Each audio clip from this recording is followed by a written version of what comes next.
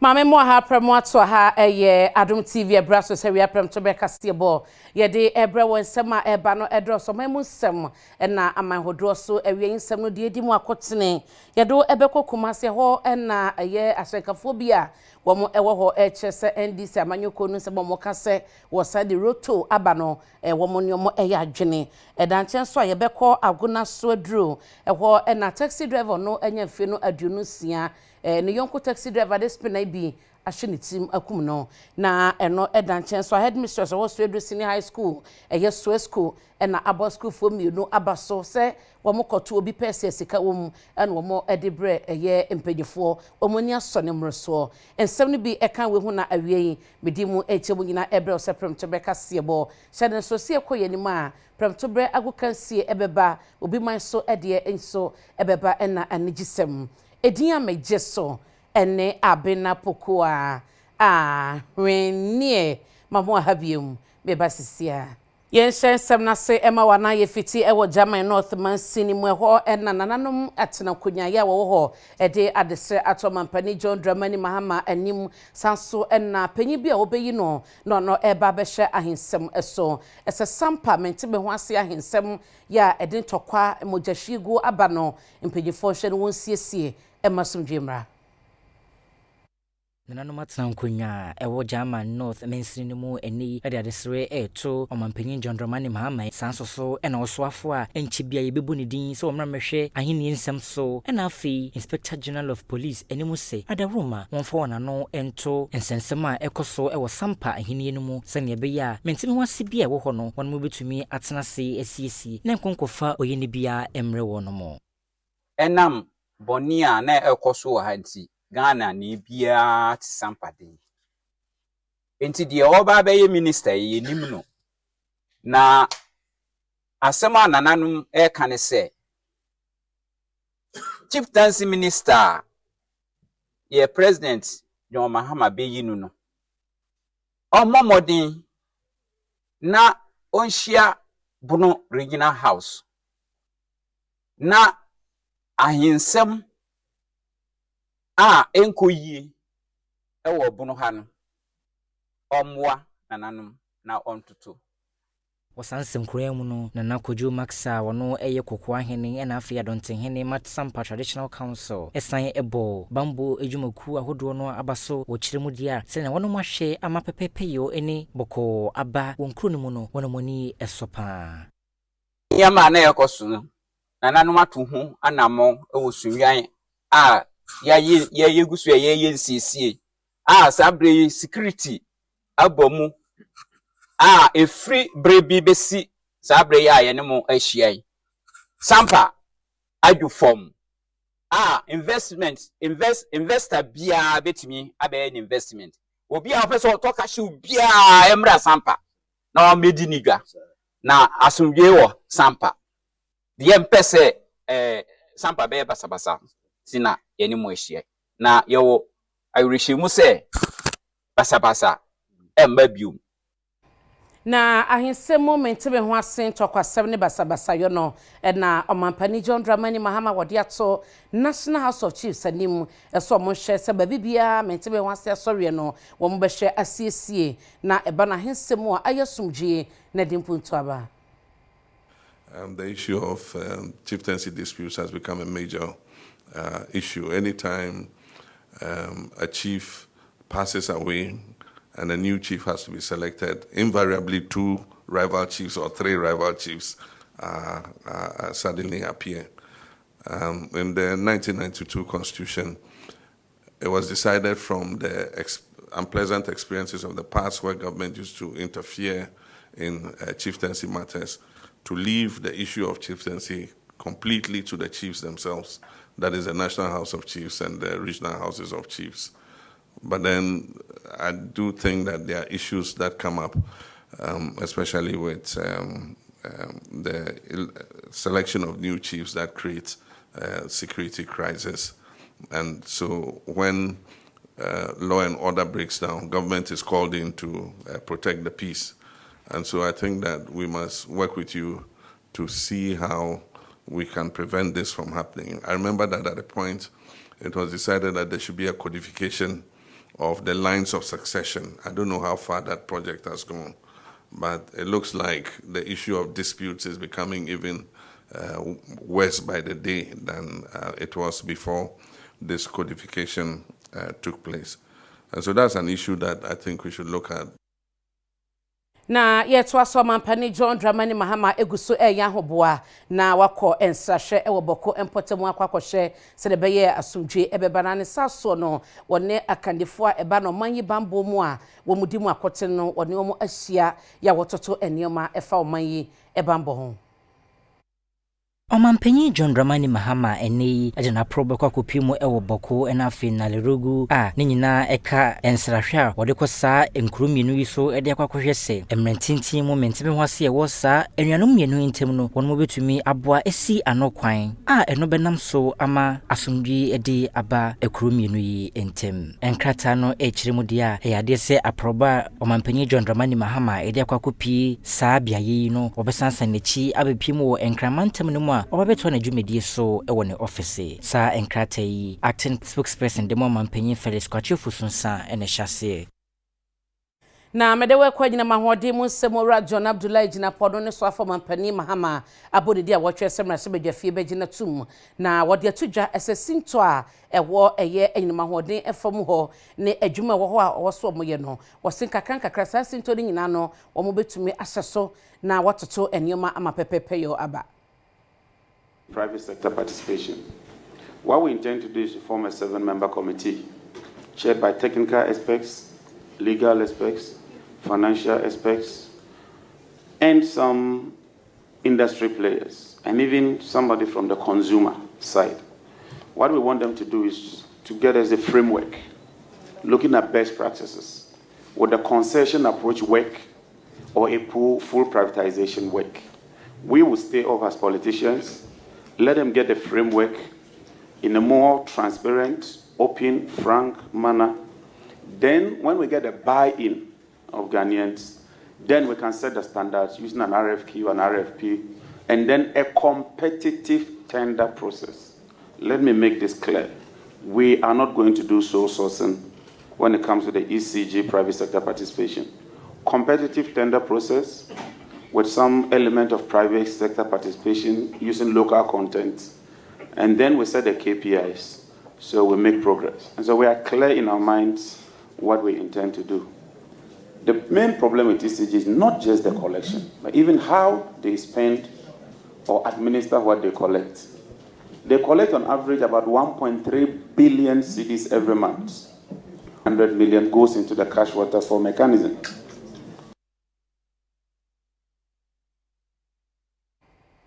Na yeto aso na afa so medewo ekomu se ensem kro no mo ye nyina mahode nsem no na woso afode de atudwa esebui pa sanso na viere wo mo ebehwe se wo mo beka bom na wo mo nyina aye dwuma kro na boama o ma ye nyina mahode no so akwanimu. This measure is on our table, except that our approach is different. We believe that we can merge Bui Power and VRA so that you have something like Ghana Power Company or whatever. We do not intend to privatize. So when you merge them, you have a holding company and 3 subsidiaries: hydro components, thermal components, and renewable components, all under one umbrella, but controlled by both VRA and Bui. They will determine how they want to run it. They will determine how they want to move with it. We do not intend to privatize any of those plants because they produce about 45% of our national requirement. And as a strategic step, you do not put all your energy assets in private hands. So let me assure the workers, we'll consult them. This is just an idea that we intend to implement. If we need to tweak it, we will do that with them and bring about efficiency. What we intend to do is to consolidate them and then increase specialization and efficiency. Because there are some hydro people at Bui. There are some renewable guys at Bui. There are some hydro people at VLA. They are also doing renewables. So why don't we bring all the renewable people under one umbrella? Na yentu asoma wa medewo ekwa ya kwantempo ehun semonim se na tode bia wona moadru ba bi na tobu tesi ho no wati osika kakra kwens na wato aso aban no ebeyi firi ho na NDC aban ya bayi ni so afoma mpani mahama aboni di Dr. Kasee atofo se de HSA wo mo besan edi tobu ta na se roto no obesan de ababiem Onipa omampanyin Dwondramani Mahama Bonidin so wonkonkoda so ye hwe Ghana sika samso Dr. Kasee Latofosen eni edi atodwa se appointment committee wo mrahye bedwa fie etumi agene tumu ma ne beye osoafo a ade ba ko obeye ne se obesan edi road toller emfie bi etwam no MPP aban no eyifiri ho no asan de aba eno betumi aboa amasika be firi mu aba no aban yi etumi di ayempuntu juma hodo ewo man. But getting to the end, they signal that road toll is coming back. Mr. Chairman, they submitted to Parliament, it was not late, a concession agreement with a company to reintroduce the road tolls. I have a copy. Mr. Chairman, the NDC indicated from day one that the road toll will come back. We are not running away from it. In fact, the Honorable Haruna Idrisu, at the time, the minority leader, said that the NDC promises to bring back the road toll. Enochino Dr. Kasee Latofosen esan ekasa de fa se nyame na Adom na se committee agene tuma ade ba ko be ye pa na se electronic transactions leave you can say e-levy no wono mu be ye firi ho entempa so sanso so na betting tax so omo hare so no wono mu e be ye firi ho no mo. Yes, we have obviously announced that we are going to scrap certain taxes. We'll stick to just that. But it doesn't also mean that we don't care about the revenue. We care about the revenue. And we will have to do more on revenue. But it doesn't. Na roto nsensemu no mede wo kwa asante mantemu ahyenkafo bi omo Kumase na HSS mpanyifo sign de abade a awo tu omo ne omo yadwen on sign famra. Ewo asante mantemu a eye asoafo a okopia omrahye bedwam a yapa omo se omo ya asoafo egu anototo eguso a ekwaso enumu na Chris Atofosen ya yapa no se wo be photosafo edema omai Ghana wo de atodwa se road to hu sensem omo ba ban mu de omo de beba na no na Adom Kasee etisi monte so ne adraverfo bia wa asante mantem etwetwe nkomo nsem sei na omo de tudwa ke road to aban Kasee ode be eye me aban past government otwam na mani nje so yi road to no free mu enye boa do amafo ton kwan aduan no mo road to no na samboa oman no so ma yesu enyiska eye oman yi to ne beboa efise Burkina fo ba o mbefa ne ma firi no mo de ko nte beboa to ne beboa road to ne beboa e oh road to de eye pa eye because ye kwan a ye nam so no tembia ye adrabafo ehia ekwan papa alpha so na se ye aban foforo na oba ya no atwa wura tomu a na ye kwan no se potholes ba kwan no so a ska be no mo se be de be ye kwan no nti roto no de a mo de ba ne de ehu hia pa roto no so ye se o mo sai de ba back na ya ni nyina boa mo man hihye so de ekoso nti se mo de ba ne kwan so ano eno kra da nchen ya omo se e-levy a aban we se obeye fro ebi susu se beboa ebi susu se emmoa oni Adom Kasee etwetwe enkomo se e-levy ne de e na meka no ni nyina ye tax ni nyina ye tax a empenyimfo ne pese omo de ye adwuma na ye ho se e-levy tax na ye agye so adwuma na empenyimfo no so omo de be ye eno na omo de be ye ana this is the problem so omo de be ye dia why not adentina o manembra ntema ni ntwem eye David ameboa 11 de ameboa eno kura ka ho bi na amulusu ye no 11 ne de sa ban we aba na so be ye firi wa ne kwan so anu so odwen so obetimi so de aba na ebeboa ye so de a ene on famra na onye ne moa e kaka kwa branche amanebo asante mantem na medewe kwa Blekuma North abato empesua no so na yegina ewo kwashima ne electoral area ho na Grace ni edini dwuma se assembly woman ode ato Adom Kasee nim esede ekoso abesi ne wo mo ehu de wadi nkonim se mra sebedwani wo honom no se toaso akwani ma empuntu yo manfa wa Blekuma North ehia no ebebo wo mo a ebe hadwi assembly member awo kwashiman electoral area Grace Enin ede atodwa se Electoral Commission hyehyɛ ya wode gu akwam so de be declare MP elector sese enkoba so no eyade ebe ha dwene pa ama mpuntudwuma akechire ewa Blekuma North onam sansemi so de adesede ato President John Dramani Mahama ene Electoral Commission enim said de ombetimi aye bia ama niema adana akwam ama declare MP ewa Blekuma North no ebeboa homanfo a womote sampate honum sei me nya street mienu a me old MP ema me baako na near all base so current one na oba ono so pray say obeba baako oguso a ekwan street.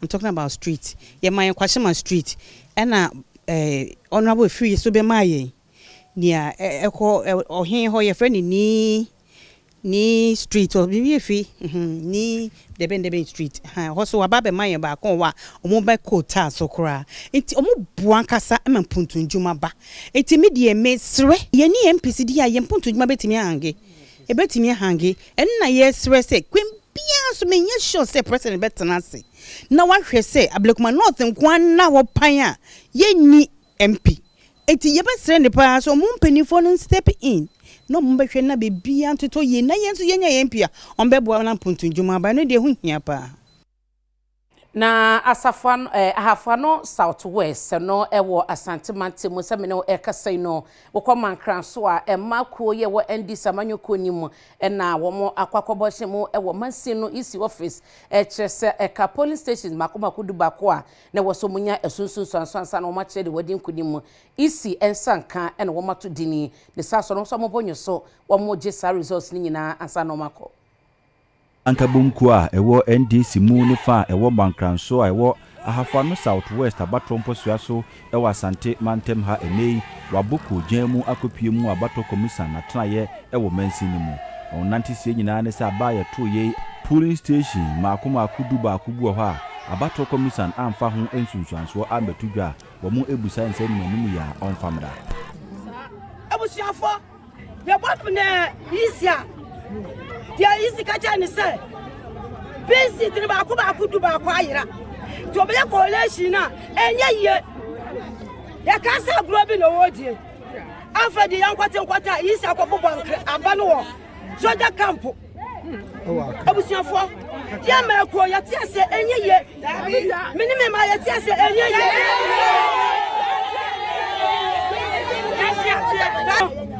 ena ya mini me ma ya so ya ni abru ko ni se be person busi hisi ni se wo kwa yi bisi ti du ba ko no wonya ya no wan no de ba kire no ankraso wotoa won kase so e de warning a emu duro ekọ e de ma party ni mu mpanifo se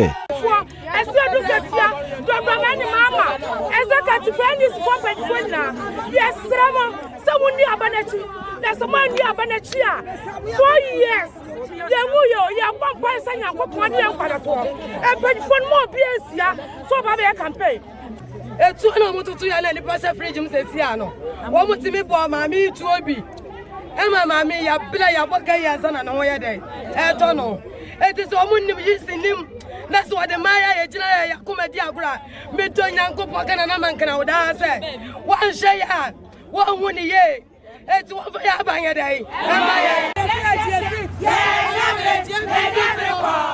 Ababe yadru no Adom trotro prince also asiedu ejinemo ewo kaso to boot okwa akwhwe sedia eho etie ene sema mpanyifo de tudwa so mo sign de to no aba no eho enkomodie prince otimenka so mo neto aso wo kaso to boot enti wo hwe machie ya to boot ene wa hai omampani John Dramani Mahama ene na ban sisi wo mo ene tiso osoafo no ana enche bia no beba behwe Ghana sika sem so eye opani ato forcing e de aba betudwa se NDC aban ba waba no obehwe se eye tobut wo mo e de beye adwuma ye ne eye adetonfo a wo mo tobut ha eni nkomo emfa eye tobuta esan abai na ye ne ahyemkafo e wa ha ne bi nso eni nkomo why busy ma me ne se aban a waba so yi e de tobut asan eba wadwe nkyere won ne se awon famra ye pepa ye ni ji hu pa so de aba ya bona ba so famra eti de na mo messe pa e wo to a na eni ha no oh de misse ni pa se ntumi enya scan hwe ma ama first ye to minya kakra hwe ma haya na yeso ye gina enya kakra e di hwe ma enya bididi omugu yi de enya hwe ye manu po ye hu kire ye pa nti odi ba ye de danyamyansi pass odi aba. Mene maame nso a oton ade eni nkomo maame ne driver eni nkomo driver wa ha o driver ye hwe to boot asan babiem wadwen kire o kakra wadwen kire tew wadwen kire o. Well, I have my opinion pertaining to the toll booth is I was only want to know actually if they're going to extend it further, because I'm told that there's a station of the Winneba Road that is heading towards from Yomat to Winneba. So I thought it wisely, because of the traffic congestion in the evening and in the morning that can happen along the Tuba Road towards Barrier, that the toll booth will be extended. So that is my keen opinion towards the toll booth, if it could be extended, or if it could not be extended, if it could be enlarged, so as to contain the traffic. Because in as much as the government want to create, want to raise funds for taxes and whatever have you, it should as well think about the masses. It should as well think about the masses, because the congestion where people will stand in the traffic and consume their petrol in the terms of coming to pay probably 1 cedi or 2 cedi or probably 50 pesos, it's not healthy. So the government need to do something about that. That is what I have to say. All right, your kind in no brofo kasem o chese to na wa habut no o hwese nka aban no ebeyi e de fia de akọ Liberia camp kwan so de ko Winneba esanse ho no wo mo kire ekwan nim enti se ho mom na wo de kosi na se wo gi to na eno ene beboa ono na dwenkire ene no yen hweto boot asan babiem wa dwenkire fa ho okodidwa mene maame foi eni nkomo agye wa ha mene maame eni nkomo to boot na asan babiem wa dwenkire fa ka bibi kakra ma to boot na asan ba eye de papa na de papa ma ye ton ade wa ha eye ma ye. Okay, nti time na man ne de na mo hwere ya hwere market bebre ya hwere market bebre na echese edwedifo ne ahyemkafo adwenkyɛ de fa tobuta esan babiem no mensu na mede mete wo trotrom se trotrom no eyema mate ne egisu se awe Prince Osu Asiedu ena wotene Canadian mejeso ene abena pokua hwenie mebasisia na mame ena waseso guswa eka me ho yeto aso amede we konfinfini mantemu ne ejemo e wasen South Mansin me ho na dankwaman senior high school ewo na se ye kasa parent teacher aye parent association no e de enkonya be se wo ha akoma a school for enkwada se de beye na obenya ba bia tenase asuade Enkunwa adusuafo ayewo Adankwaman Senior High School no ewa South Mansin mu tena asuade no eye ha kase pa de senti awofo nka bi mkuo mekire parent association a ewo school mu no akaka wonsa sese am no kase wodi dual desk no makomako oha 100 akoma school mpinifo so wonfa mo ese de be ya school fo a ewo Adankwaman Senior High School no ebenye nkunwa atena so asuade na baafo agi awono ena ye chechire ni panyini ewo Adankwaman Senior High School ji niama no eda asese bi mra bio omode nkunwa makomako 100 abre ese na medical kano ebe fa nkwala 200 ababre papa mu pa kwa bra hia nkonwa no pa emofra no bibire nya ba bi ntena kankan agi form afo bibire san be kan ho no ti ebe boyen masa ha no eto etwa emum eguso ayepe mo mpesa amafo so eba ye moa ya ha ye wonsuo ba nya enough nsuo no ensuo papa ti bidru ba bi no na amafra no ekoko makwasa nsuo ti ebe sre na philanthropists are around emeboa ye ne nyina emu no Parent Association pinfo a ede ne emekoma school no ene Adom Kasee kasai Adankwaman Senior High School 40 years 2 years ago you did 40th anniversary and one interesting part in say a grade B school so ka ho na to sa oban so ba infrastructure ye wa obaka say enye grade B school now so even a dormitory is difficult you need one dormitory into all dormitory that you see around I say baby ankwara ne dani na your classrooms na ya convert it into dormitories. I don't think it's the best. Into your best say aban amaye yemwa. Say ya aban po people who are worthy enough our more some will be no. Emramaye yemwa yet to suffer yan MP. All students. For your all students association. They should come to our aid and help lift Adam Kwaman Senior High School. After the Modia Manaboy, if we Adam Kwaman Senior High School, and a Adom Kasee. Na metwa so medewe kware ho semu mame maya ya dodona eno ne die edian dodona e de fe no Juliana ye bo ne die akasa ne ba abamu akwadwo David e wonya emfi no aduonu enson ye frɛ no December 7 na fe twam e ma ne kopiem wo la bicha na ne ba no emu ene wokoto ye Adom Kasee die eche ne mame no akodi nkobo ye hwe ho amane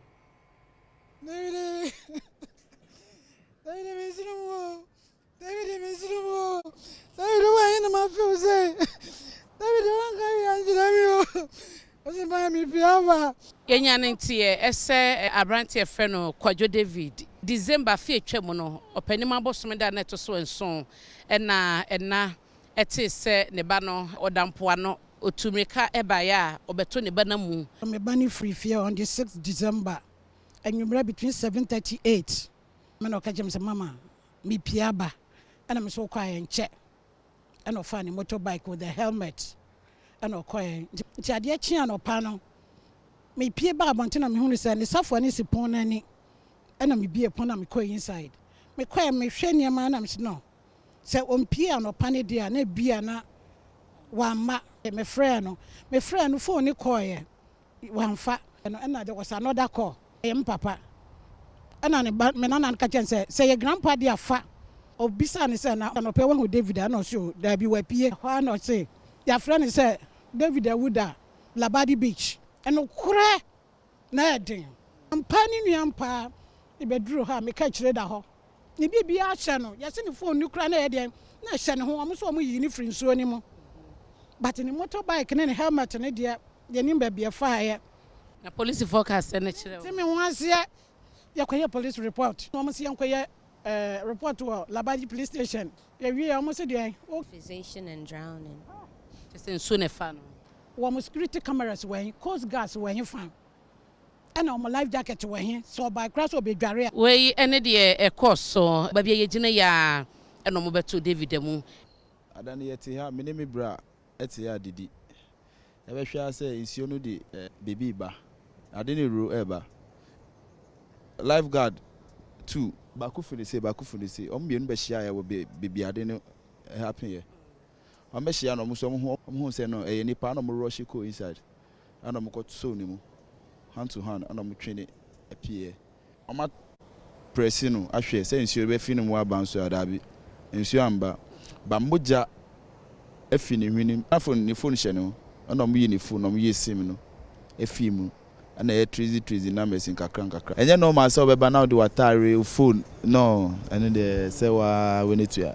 And I'm what my you being so I'm who says and not a muja one who's happy. Dabi.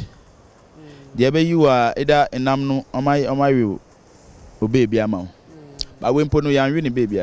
Already, a rubber qua, a da 70 or come on, we no friends soon, and our champ for near Chay and Diomuye. Adom Kasee and ni Ediachi, the Befimo Babiano. Get the bebel. A dear me just so, and ne abena pokua, near. Na ye to aso na mede wo ekwa kopiemu ewo emfinfini mante Agona Swedru ewo na taxi driver ba ko no ane yonko taxi driver mente be ho ase abakasa kasa wakofa spina e dia bono akuno.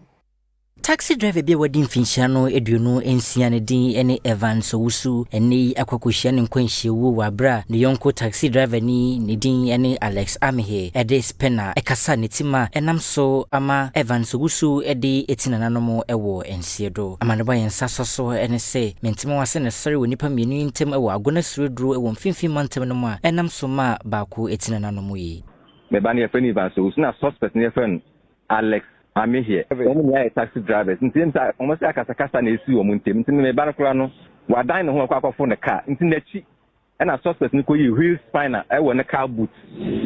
Wheel spinner edu tu omo car tire. O de bo shi ni trim.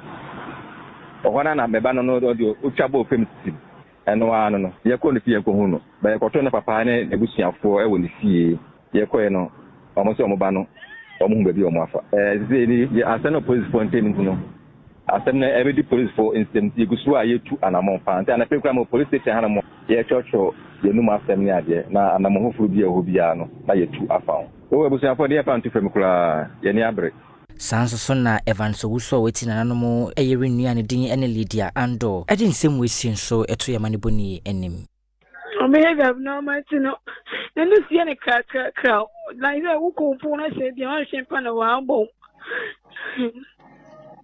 no say ya ko center na ka tie ko hwe na na ya ba no wa mo wada right Evans ne tu man ka so I was going to Mangasa no way, no put me on Kanya, and Punia with the same by. Na yeto aso se ebeye na aye yafie mo ni dwuma ye de titiwu obi bia ode gas di dwuma no nim se cylinder eka ho bi na esembisa no ene se cylinder na nkasa krempo no ya na ewo expiry date se bibi so a untumi enyusu bi mu ana Adom Kasee ema ho adesua ye ni odumja adwuma ko no mpanyefo bi edi nkomo ama omamma yen encheche kakra Omanfo a womode gas cylinders enua enuane ewo fie ahodo mu womo nso a womoto nuane ewo montin so e de ato Adom News nsentwofo anim se womo adwire omo pa esanse na womo enim se emere bi ewo ho a gas no etimi esei a esese womo etofofo tumbrodo ye chibo fruits ewo ha tan ye de gas na yejuma enti da kra se gas expiry dates ka ho over 30 years ye change da over 20 years krani mensisa ne da bata no na mesisa ba cylinder na nkasa de mensisa wenti no Adom News nsentwofo ene public relations officer a ono ene wo Ghana National Fire Service ADO1 Alex Nete ekotwetwe ho nkomo na ode ho adesua enwo nsem e de ama omanfo efa gas cylinders on its own there and shed any expiry dates on its own on a friend testing date a chese ni na no dates no divided into a period no divided into four quarters, first, second, third, and fourth quarter. Into no first quarter A, second quarter B, third quarter C, and fourth quarter D. Osan edit omanfo enim se ma obia entu anamon se wo gas eseya fako ni pebimo ema omo repair emfa ma old ones no ebeya mun disposing of na in disposing it of no so enye sure say sa scrap dealers no enkonkofa emfa nkoma unscrupulous people bi na omunko painti na omunko painti nton se cylinder foforo nti ona eni anu police so be boy nsa na ebia area bi na hu say obi de na adwuma ne say cylinders dada no ofa na world na o painti a mesrew twenua police for ne fire for ya adwen koso ne nkochi omo na medewo ekwo Swedru senior high 20 friend Swesco ekwo na mami Goda esi andam odo na ye headmistress school for nkwada mienu ekoto obi pesi a chese ayira atofom eno mofa edebre madam musika ne kwansi nyina na eka ho madam na ni asododo abon kwada na baso ne omahofo nyina no wabo mabaso Wednesday morning I came to class and under my table I saw this, then I picked it and I gave it to a prefect. You picked it and you gave it to a prefect? He's my class. Did you open it? Yes. Did you see money in it? And you gave it to a prefect? This is very interesting. Yes. And I told him that we should send it to a teacher or yes. You gave it to him to give it to a teacher? Yes. What time did you wake up from the dorm and then you came to the dormitory and then you came to the class? I'm a day student. You are a day student? Yes. You are a day student? And then you picked the thing and you kept it. Did you know you could have run away with this thing and nobody would have noticed? Yes. A day student? Why? Why didn't you run away with this? Because see that this is that the money there inside. This is the money. Hold it. You saw this money, and you saw all these coins too. Look, everything there here or physical like that. You saw all of these things. Yes. Because tell me the because. It's not mine. Because this is not yours. But don't you think God blesses people in a mysterious way? God works in a mysterious way. Maybe it is God who is trying to reward you. Didn't you think that? This blessing is something small. This blessing is something small. It's like I'll spend it within 2 days or 3 days. Then after that's so. And it's not worth it. Na baby you do no Premtobre Kasee. Na kejua na kasa Kasee do bodi wa krado. Na kejua ma Mejoso. Eti we say koye ti se mpass anka cha anka ode beko. Oh, pass for the beko. Kosek for am pass. Wala ka show. Na pass say de beko na kosek. En kosek ndi mi tu chama mo de beko semfo. Pacho ye kwaba kejua beto. Pacho men kasa nwe obuan space na emefe. Space na emefe. Oh ye ko ai. Yeah. Fantastic afternoon, I'm Rasu and William Samuel Twas Premtobre Kasee my someone for links wife ho abena pokia ahwene. Yes, na me nikunu din links. Wacha me boni ni din kasa dia kire mo. Omu si mo acheye. Eno na me did link me first story no. Now, Pep Guardiola I am manager at the Manchester City. Now, after 30 years of marriage. Ashoko me. 30 years there, ka me come down enu anom je say munni mo ho doi asotwan.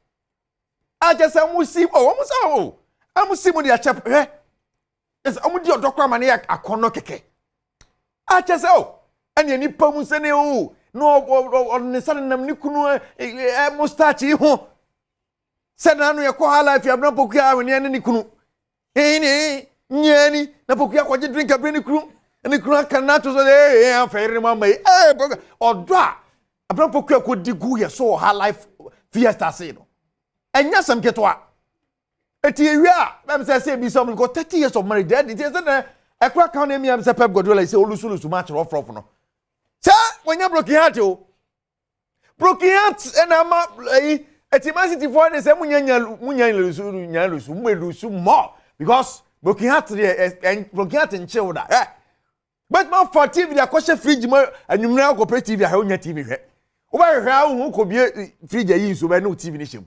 Stop it. Breaking out. Tina ni omulu sulu. Nti 30 years of marriage. Chairman and wife for Jaya anya sem keto akra ni ade. And then mahu se mahu. Sa tama o wini no. O wini ndi no de na chi. Lusu ba ma. Na mahu hu ba akosusu nie. Gay yese wono na atimi akrashi. Watermelon maku num. Wetini 18 mu. Hey. She what papa eh she cry no abuno watermelon di say we cry ebu ka ke say bu na de chen de abre no she enumo in 1 minute what they apply watermelon 5 the way waka to say no obada ka yes mama nyina so na de some de boy she we want about be who mathematics pa. Yeah, be who mathematics. Meja mo ama links wife. Abena poku ahwene no ato aso. Kedwara nkasa ni Kasee du body. Na yeto aso amede wo ekọ ato emantem ni agina wo efia kwesement man sinimwe ho na adwadefo ma bi omo asakai amusiye no enchen ho no ma wo tonton ye ma no chese mfuturo ekum wo mo te se bibi wo ho no mampanyefo betumi e mansin assembly no ebe na nimanim yade abo a wonye sanse hagene adwadefo a wonom eton ade e wo asakai cemetery road a e wo afia kwesement man sinimwe e wo ato emantem mu e de atodwa se wonom eniama a woton no mfuturo asese ni nyina ya ne senti ama ekapa na ababedua won so wono mu akire mu se enam saa futuro yi sunti wono mu dwa wodie no agu na nye no nko a asan so de apomudemu nsunsan so oboni bebre na ababedua wone manfo a wote saa mpotemu ho no mu nyina so bra wone amane boni lotawi a etwetwe nkomo no na wonom ede adesrede ato NDC aban a ashasi ebuman sese yi animu se wonhwe no meyi kwan no ema wo no se de be ya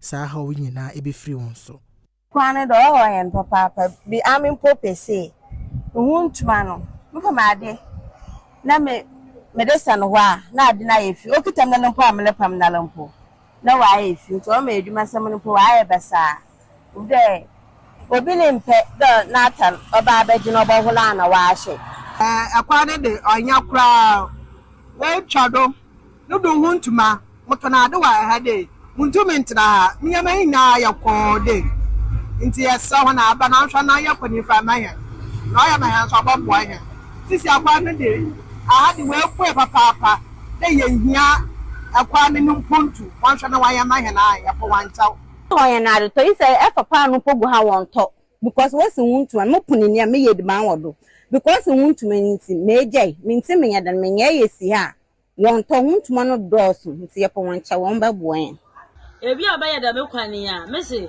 obatena do 2000 years kwa yontu no because kwani nyama ankwa na me blow bi blenso class na me ka ba ku twemu aha no ma wunya hom sisi aha meti se meti ahro kra mum ayi mfutro na sha hro ne kala na ne meti afi me mu kra ni na ne yakọ me mu na yi kana ne wo go hwade yakọ basa esramu ala akwani de wo ma ya ma ya na ni obeya ma ye nzo de ne omeso obetena so a na akwan ehun nsem no a wasasa manfo enso de ade seto mpanyifo anim se o makwan enye enti no mpanyifo mra mehwe na won siesi akwan no sanse ne akra wo mo ye kwan na bebo ho ban emfudie koko ni ade nyina nso no ekwan no mo siesi bebo a wo mo hia ba bia na etum na wonam so hu so wonam kwan so manfo bi a wonom ete wasasa ya woni amane boni Isaac no menyo etwetwe nkomo no eda ne de se wonom krom honom de akwanhia etaisi wo honom pa esan wonom akwan boni ni nti wo kire mu se akwanhia ma nipa bibiri ahwere wonom nkwa ewo krom honom afoforo nso se bi wonom adidem ya ba be ya de so eda wonom abusua so ya kwan nam so de in fast nyamianim nukra ne anya kura accident dodo a esi wo kwan we so omo fama wu omo bubu amatisi a omutitifia ho kire ndi omundumi nkoma ndumi hwe abusua ebi wo ma ebi wo yere kokko efiri haba enye easy me amikura ka me yusu de me du ha mbeto kokko se da kwan so amena nko andi ka ne bo amenyama na hwa kokko ntito se me obi amenya nka kokko no ka me fa koto ndi obi nyem kura na akas bi onfa ne nkwa ekwan nyendi wode na ekwa kura ekwan bi bitumi si wo kwan te ekwan ne nye mfuturo san wo so ze wudi na chi na akas wi afa ho a ahwa na no nua akohia aban no atumi acheche excavators ni mfidi a nke wo se yedi kwan ne ho dwuma ebepem ne no ye nhye da hu drip machines na yede yesa adwuma no omo mpese omba be so eye honorable Joseph Boahenedu a oye cocoa board panyini no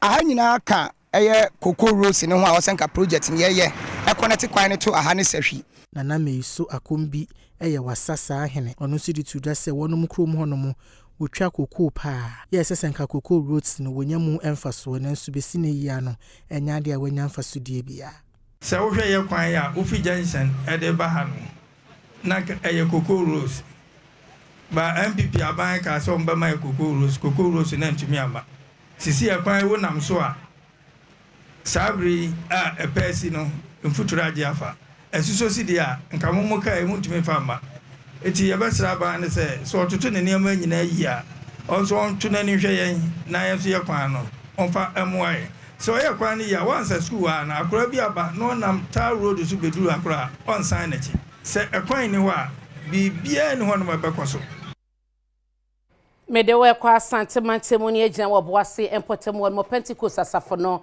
ne fa ewo ho edi enuane ne nioma hodo bi eka ho akoma oboase local prison na ahensan prison camp no wo mode akwakoche wo of Pentecost oboase area onipa wono ene di wonanim amamomo ede ya chede ema prison foi Prophet David Kankam Kusi ene Adom News Centroni Isaac no menyo etwetwe nkomo no wodi to dwase sorry Church of Pentecost ye wo ye aso ye Bawku a ye friend prison ministry intigana ha no so won eda fiase no ye yi won totwene ye muwa won ye nhwe won ye mbotae ne se Bible say obi da fiase na okohwe no a eno nso ekire odo a wo zanadi ede akire ne se wo ye nyamesomni ti ye botae ne so won eda fiase no ye yi won totwene ye de be kire ye ndo akire won se nyame do na sorry no nso adwen wo Tini yɛde ya bepie ha ne sɛ yɛn nuanom a yɛgu afiase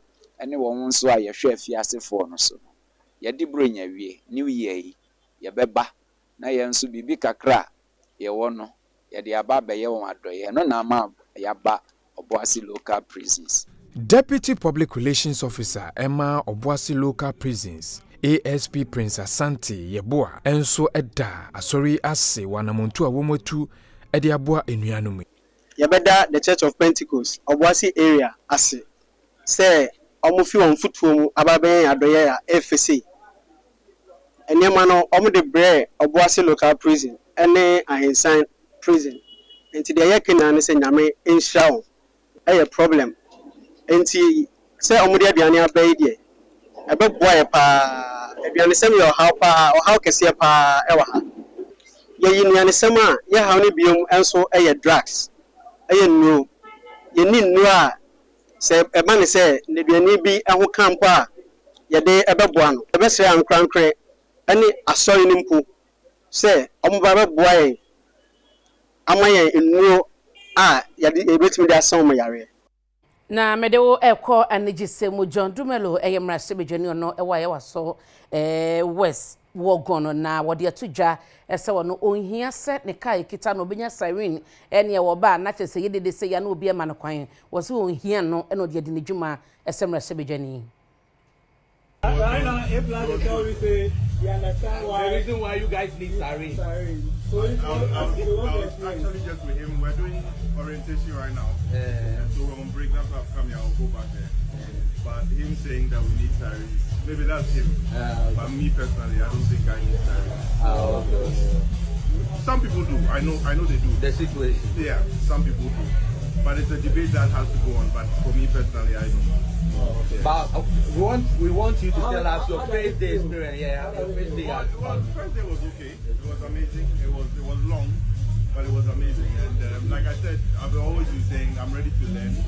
I'm ready to be in Parliament to contribute my quota to whatever it is. So we did that.